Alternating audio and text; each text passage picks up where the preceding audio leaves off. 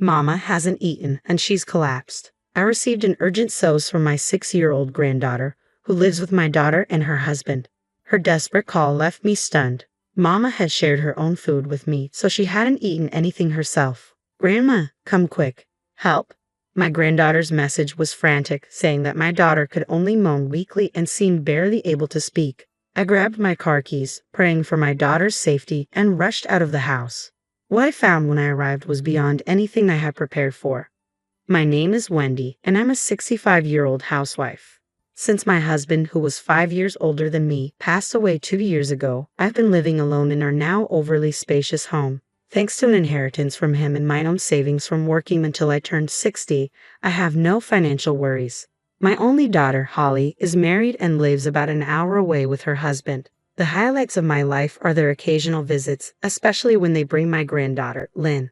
After Holly graduated from university, she moved to Paris to pursue a career fueled by her passion for the French language. There she met Ted, who was working for an international company. They married and eventually returned to the United States. Once back, Holly chose to become a full-time homemaker to support Ted, and soon after, they welcomed their daughter, Lynn.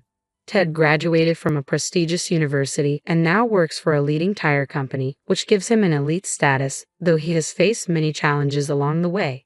His father struggled with job stability, frequently changing positions, which put a strain on their finances.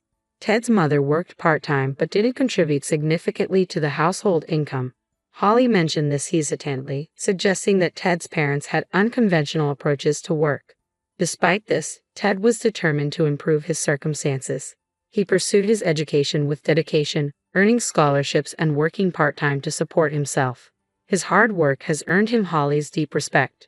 Ted is committed to ensuring that Lynn doesn't face the same struggles he did. He is determined to save money and provide her with the freedom to choose her own path. She described him as a warm-hearted person. While it might seem self-serving to praise my own daughter, Holly truly is bright and kind-hearted. She has a good relationship with Ted, even though his parents are somewhat unconventional. Lynn has been growing up happily, and I had no cause for concern. However, there was a moment when I sensed something was wrong with Holly. It was when Lynn was 4 years old. During one of their visits, Holly appeared unusually drained. I asked, "What's wrong? You look pale. Are you feeling unwell, or is something bothering you?" "Well, there's a small concern," Holly admitted. She had been sending $700 a month to Ted's financially struggling parents, but they had recently asked for more without Ted knowing. It turns out my father-in-law had quit his job again. "That's troubling. It's challenging for just you and Ted to bear this burden," I said. Holly wanted to save money for Lynn's future, but it was becoming difficult with the ongoing financial support for her in-laws. She considered getting a job, but Ted had told her, "I often go on business trips, so I prefer you stay with Lynn. I want to support my parents since they're family, but I'm worried about how long we can sustain this situation." Hearing this, I felt uneasy and somewhat doubtful. I considered how I might assist and shared my idea with Ted. To my surprise, he welcomed the suggestion and agreed without hesitation. I was relieved at the time, but things didn't go as smoothly as hoped. 2 years later, a new issue emerged. Ted was assigned to work abroad and would be stationed there alone. His parents, concerned about Holly and Lynn managing on their own, proposed that they all move in together. Though Ted wanted to respect Holly's wishes, his parents' insistence made it difficult for her to refuse. Consequently, they decided to live together for the year until Ted's return. Knowing the challenges Holly had faced with her in-laws, I made it a point to stay in regular contact and check on her.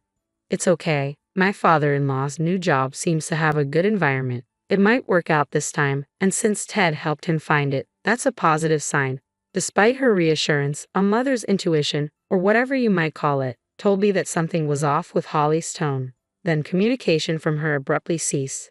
I tried reaching out multiple times, but all I got were voicemails and no replies. After 6 months of Ted being away, I finally managed to reconnect with Holly. "Hello, Holly. I'm relieved to finally get through. Summer is almost over.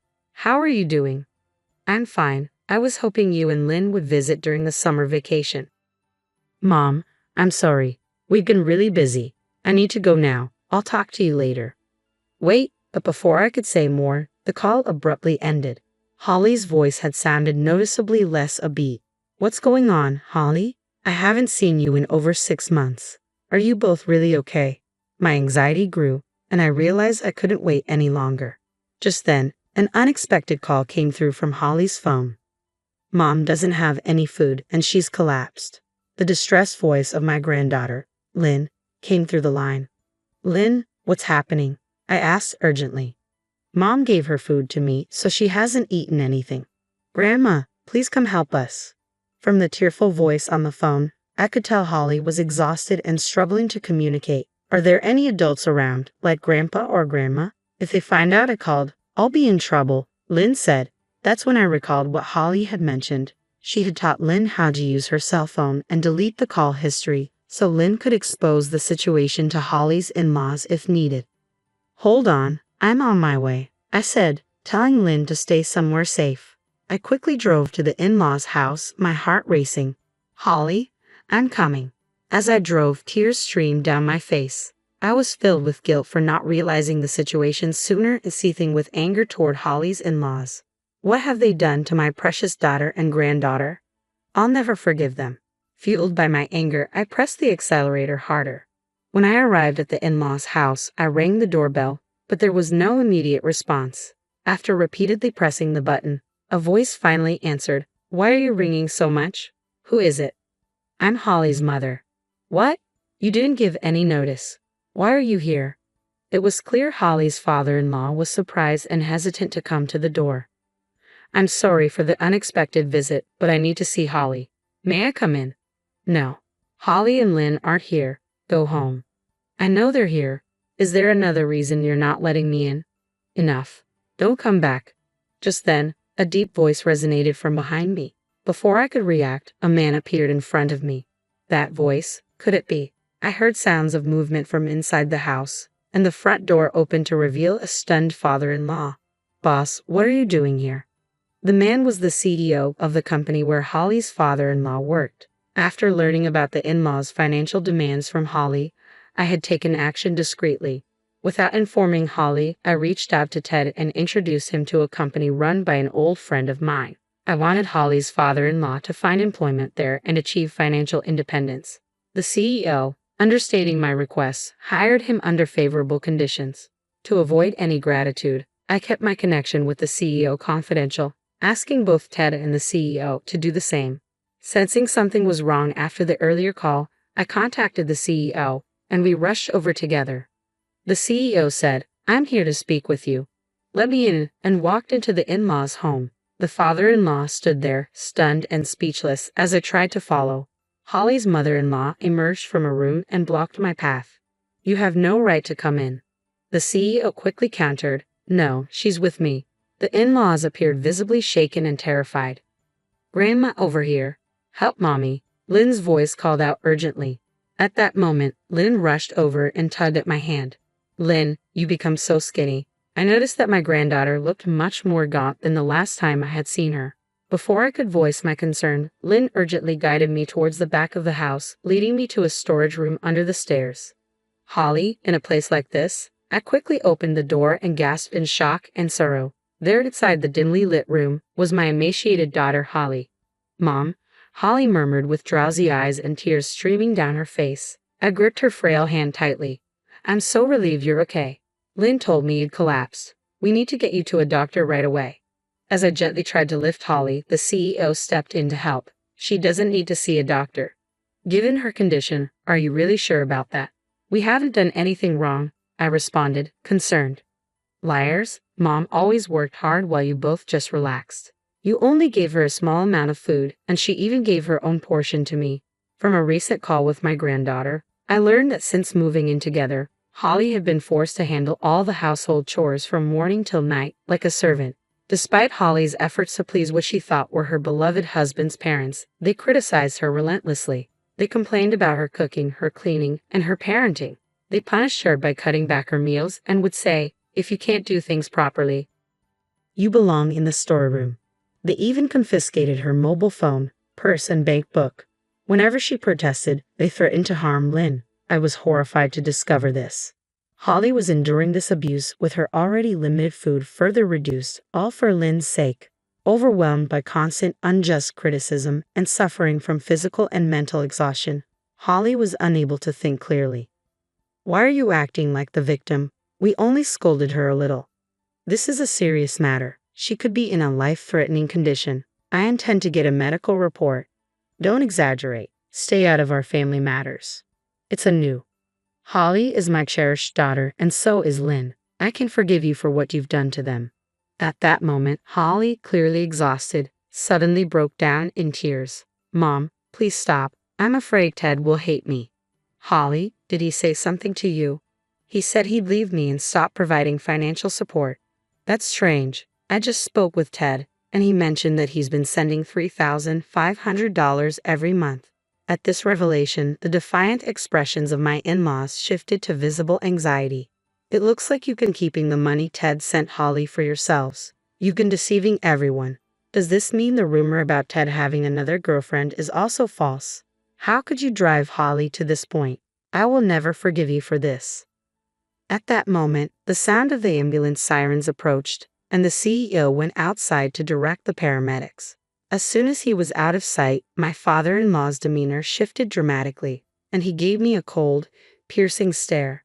It's our son's money. Naturally, we have the right to use it. There's no reason for us to give it to a daughter-in-law like you. If you can't accept that, you should take the child and leave. So, this is why you've been harassing me almost every day, isn't it? Did you hear that, Ted? I spoke into my smartphone. I was on a call with Holly's husband, Ted, and relaying every word his parents were saying. What are you talking about? I turned the smartphone screen towards the in-laws with the speakerphone on. I will never forgive you for what you've done to my beloved family, my wife and child. I'm cutting off all support from now on. Ted's voice was filled with anger, and his parents could only tremble in response. My father-in-law bowed deeply towards the phone. Ted, I'm so sorry. We needed the money and didn't mean any harm. This isn't a joke. I'll be home soon, so be prepared. The CEO, returning with the paramedics, added sternly, There's no point in keeping such a ruthless man employed. I brought him in for Wendy's sake, but he's been a disappointment. Upon hearing this, the in-laws immediately shifted their demeanor, bowing and apologizing profusely to me. We apologize for how we've treated Holly. We're struggling financially and desperately need your help. Could you please talk to Ted and the CEO on our behalf? You must be joking. How can I forgive you? I'm reporting everything to the police. As I watched the paramedics carefully place Holly onto a stretcher, I offered a reassuring smile to my granddaughter. Lynn, you did wonderfully. You saved your mom. We'll go to the hospital now, and then we can rest at Grandma's house. Thank you, Grandma.